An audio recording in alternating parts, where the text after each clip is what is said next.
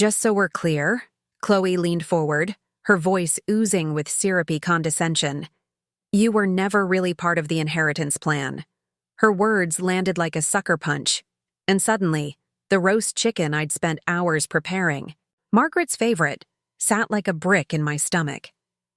For a moment, the only sound in the dining room was the distant hum of traffic beyond the frosted windows of their upscale Seattle suburb. My pulse pounded in my ears as I stared across the polished oak table at Chloe and her smug, entitled smirk. She twirled a strand of platinum blonde hair around her perfectly manicured finger, eyes glittering with amusement. "Excuse me?" My voice trembled despite my best effort to steady it. "You heard her," Margaret snapped, her usually plastered-on smile now replaced with tight-lipped determination. "Your father and I have finalized the will. Everything, the house, the lake cabin, the trust, it's all going to Chloe." I turned to Ryan, hoping, praying, for some flicker of shock, some protest. But he wouldn't even meet my eyes. He stared down at his plate, shoulders tense, hands clenched around his silverware as if his knife and fork were anchors keeping him from drifting into the confrontation. Silence stretched, thick and suffocating, until Robert, my father-in-law, finally cleared his throat. His voice was soft, calculated. "Emily, you have to understand our reasoning. You've done well for yourself, very well. We're proud of your career. You've built a life most people would envy. Chloe, well, she's still finding her way. She needs the security." Security. That word, that justification, hit harder than I could have imagined. For years, I'd been the safety net for this family, quietly footing bills, offering support, never complaining. Margaret and Robert's mortgage payments, covered. Ryan's failed business loan, absorbed by my savings. Chloe's never-ending ventures, from her failed jewelry brand to her influencer trips to Tulum, all funded through me. I'd poured thousands into renovating their lake cabin just last summer, at Margaret's gentle insistence. Apparently, none of it counted for anything. My stomach twisted with nausea and something deeper, something bitter. I looked from face to face, hoping this was some twisted joke. But all I saw was entitlement and cold justification. "So this is my reward," I said quietly. "For spending years covering your debts? For putting my own dreams on hold so you could all live comfortably?"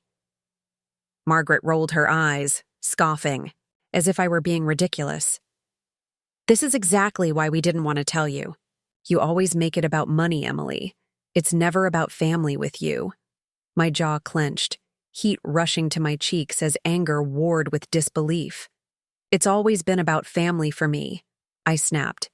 "Every sacrifice I made was because you asked, because Ryan said they need help, because Margaret cried about keeping the family together." Ryan finally spoke, his voice low and weary. Come on. Don't make this into a fight." Chloe snorted, leaning back, in her chair with a smug grin. "You loved playing the hero, Emily. Don't act like you didn't enjoy being the one we all relied on. Maybe you thought if you paid enough, they'd love you like a real daughter." Her words cut deeper than I expected, reopening a wound I'd buried for years. I'd always known deep down that Margaret never saw me as family. I was convenient, useful, disposable. I glanced at Ryan again. Still no defense, no protest, no loyalty.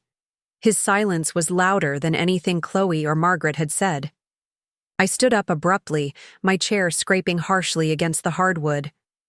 "You're right, Chloe," I said, my voice ice-cold now. "No one forced me. But from this moment on, no one can guilt me into being this family's ATM again. I'm done." Margaret gasped. Robert looked away, and Chloe laughed under her breath. I didn't. "Kare, not anymore." I grabbed my coat from the hook by the door, the scent of roasted garlic and rosemary trailing behind me like a mockery of the home-cooked family meal I'd foolishly believed would bring us closer. the front door slammed shut behind me with a heavy finality muffling their voices that no longer mattered.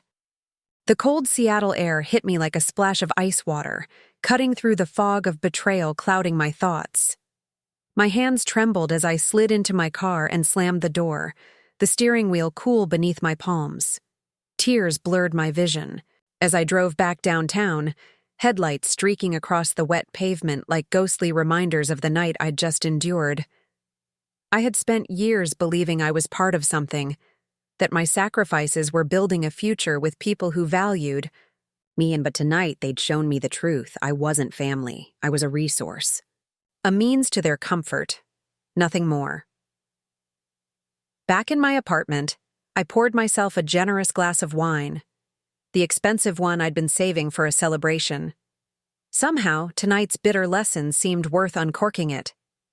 I sat on my couch in silence, the city lights flickering beyond the floor-to-ceiling windows, and opened my banking app. There it was. $2,000 labeled Mortgage Transfer, Margaret Carter.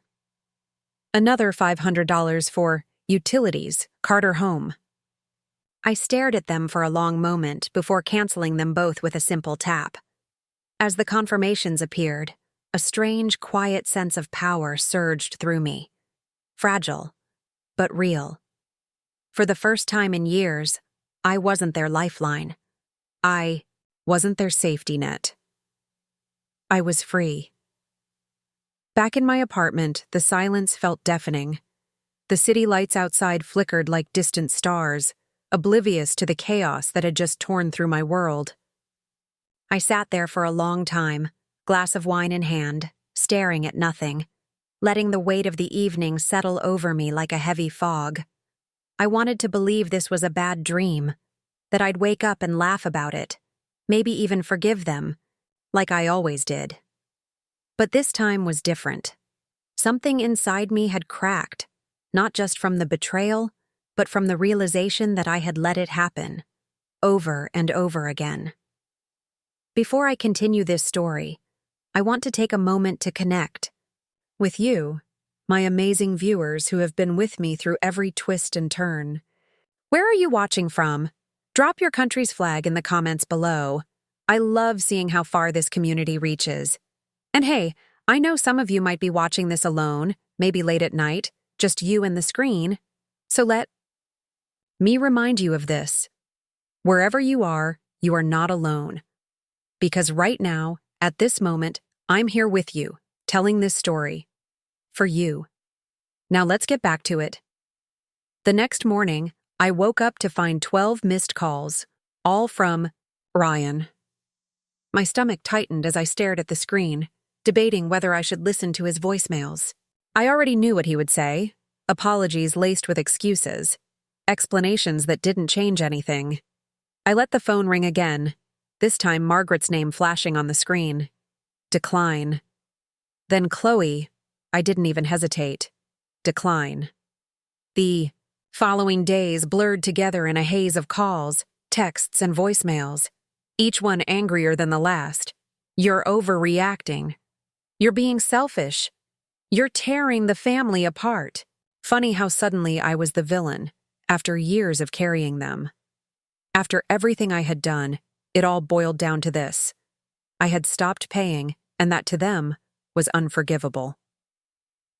One evening, as I sat in my living room, laptop on my knees, I opened my banking history, scrolling through years of transactions labeled Carter Mortgage, Chloe's tuition, Ryan's business loan, Lake House renovation line after line, month after month. Thousands upon thousands of dollars quietly bled from my account into theirs. A wave of anger surged through me, not at them, but at myself. At the version of me who thought love could be earned through sacrifice, who believed that family loyalty meant self-erasure. I opened my social media app, fingers trembling as I typed. At first, it was just going to be a few lines, a vent, a release. But the words kept coming, like floodgates had burst open. I laid it all bare, the financial support, the manipulation, the betrayal. No names, no direct attacks, just truth. I hit post. Within minutes, the reactions poured in. Likes, shares, comments, some offering sympathy, others accusing me of airing dirty laundry. But I didn't care. For once, I wasn't hiding. I was telling my story, and that in itself was liberation. Hours. Later, my phone buzzed again. Ryan. I let it ring. Then a text appeared. Chloe's freaking out. You've embarrassed her. Take the post down. I stared at the screen, a strange sense of power and peace washing over me. For years, I'd been the one fixing things, smoothing things over. But not this time. Instead, I responded with 3 words. Deal with it. I wish I could say that was the end, that they accepted it, moved on. But when people lose their grip on what they think they control, they push back harder. And I wasn't prepared for how far Chloe would go to try and take that control back. The real storm hadn't even begun yet, but I was ready for it.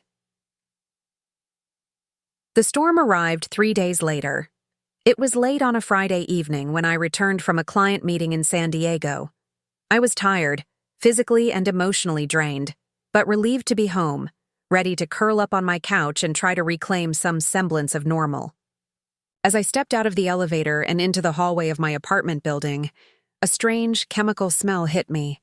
I quickened my pace, only to stop dead in front of my door. My heart dropped. Thick, hardened foam oozed from the cracks of my door frame.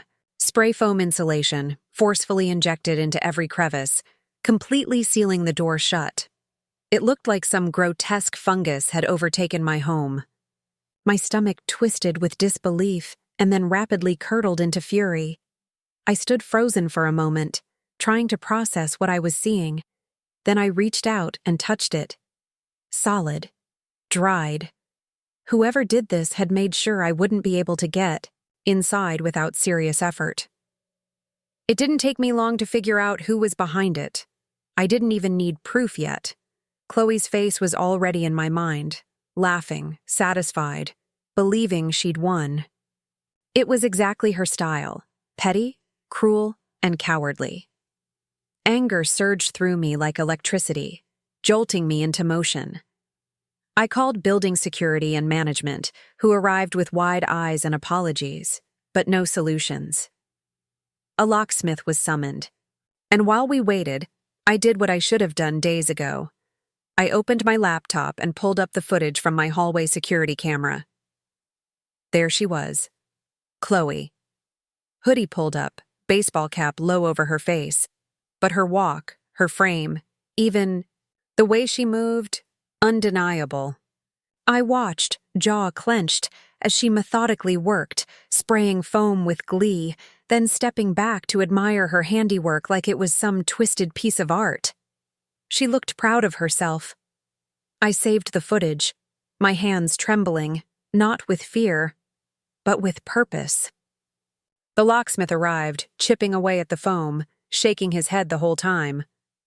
"Someone really didn't want you getting in," he muttered. "This is sabotage." By the time I stepped back into my apartment, now half covered in foam, debris, I wasn't tired anymore. I was energized by rage, focused like I hadn't been in years. Chloe had taken things to another level. This wasn't family drama. This was criminal. The next morning, I walked into the police station with the footage. I filed the report, calmly, clearly, without hesitation. I refused to be bullied back into silence. By that afternoon, the fallout began. Ryan called. Voice. Sharp, defensive. "You really called the cops on her?" She was just mad. She didn't mean anything by it. I didn't flinch. "She caused over $5,000 in damages to my home. She crossed a line." He scoffed. "We're family, Emily. This doesn't have to go legal." "No," I replied, voice steady. "You don't get to say, 'We're family' when you've treated me like a stranger for years. If Chloe wants to avoid charges, she can pay for the damages. That's the deal." Later that evening, Margaret left me a voicemail. laced with fake sweetness and thinly veiled threats. Emily, let's not escalate this. Think about what you're doing. You're ruining your reputation. You're better than this. I deleted it. By the next morning, Ryan texted again. They'll pay. Just drop the charges. I responded with my bank details and the amount, $5,000. 3 hours later, the transfer came through, labeled Final Payment. I stared at it for a long time. Not because I needed the money, but because of what it represented. Not restitution, not apology, but acknowledgement. A silent admission that they couldn't control me anymore. That I wasn't going to be their victim. Chloe's smugness, Margaret's manipulation, Ryan's apathy. None of it worked anymore. I had finally taken back power they never thought I'd claim. And as I stood at my freshly repaired door that night, the city lights glittering around me, I felt something I hadn't felt in years. Peace. Weeks passed, and for the first time in years, my phone was silent. No calls, no texts, no demands. The absence of their voices was jarring at first, like stepping out into the cold after being in a room that was too loud for too long. But soon, the silence became a kind of companion, soft and grounding. It gave me space to breathe, to think, to live. I poured myself into my work, and it paid off. Just a month after the incident with Chloe, I landed a major promotion. Lead. Architect on a high-profile waterfront development in Vancouver. The kind of opportunity I once would have second-guessed, worried about how to juggle it with family obligations. Now, there was nothing holding me back. My time was finally mine. With that came something else I hadn't felt in years, freedom. I booked a 2-week trip to Italy, a dream I'd shelved more times than I could count because someone always needed something. Standing on a balcony in Florence, the sun setting over ancient rooftops, I realized I'd been holding my breath for years. And now, finally, I could exhale. Back home, I started rebuilding a life centered around me, my passions, my peace, my joy. I joined a hiking group, started painting again, even signed up for a weekend cooking class just because I could. The little things, the freedom to choose, to explore, to exist on my own terms, became victories I savored daily. But even as I moved forward, whispers from the past found their way back. Aunt Linda, Ryan's aunt who had always stayed neutral, called me one evening. Her voice was hesitant, but kind. I thought you should know. Margaret's been telling people you abandoned them, that you're trying to destroy the family. They're painting you as greedy, vindictive. I wasn't surprised. I'd expected them to spin their version of the story, one where I was the villain. For years, they'd depended on my silence. Now that I had a voice, they couldn't handle it. Still, the accusation stung. Had I abandoned them? Was I selfish for choosing myself? For not being willing to sacrifice my peace anymore? The doubt lingered for a moment. But then I remembered, standing at that dinner table, their faces hard and cold, the way Ryan said nothing, the way Chloe laughed as they cut me out of everything I had helped build. I remembered the foam-sealed door, the mockery, the betrayal. No, I hadn't abandoned them. They had never chosen me. One rainy evening, I sat by the window, watching raindrops slide down the glass like slow-moving tears. My phone buzzed. A message from an unknown number. It was Chloe. Congrats. Everyone hates us now. Hope you're proud of yourself. I stared at the screen, feeling nothing. No anger, no satisfaction. Just a quiet, hollow ache. I didn't reply. There was nothing left to say. Chloe's words weren't an apology. They were a tantrum. A last, desperate attempt to pull me back into a life I'd outgrown. I set the phone down and poured myself a cup of tea, wrapping a blanket around my shoulders. Outside, the city hummed, alive and indifferent, and I realized something important.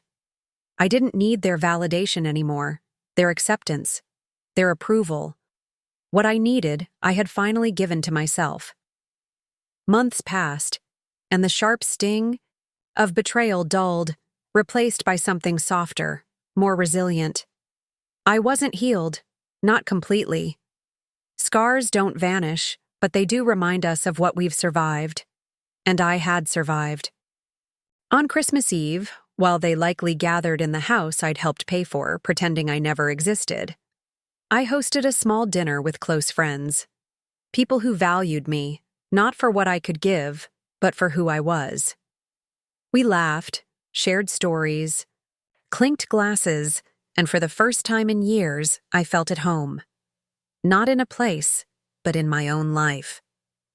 As the evening wound down and my guests trickled out into the night, I stood at my balcony, the cold air brushing against my skin, and looked out at the glowing skyline. They had taken everything they could from me: my time, my energy, my money, my trust. But in the end, they had given me something far more valuable. They gave me the push I needed to finally choose myself, and that was the greatest inheritance of all.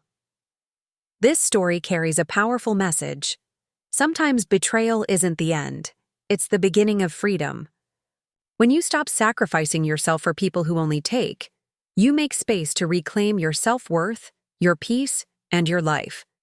Standing up for yourself isn't selfish, it's necessary.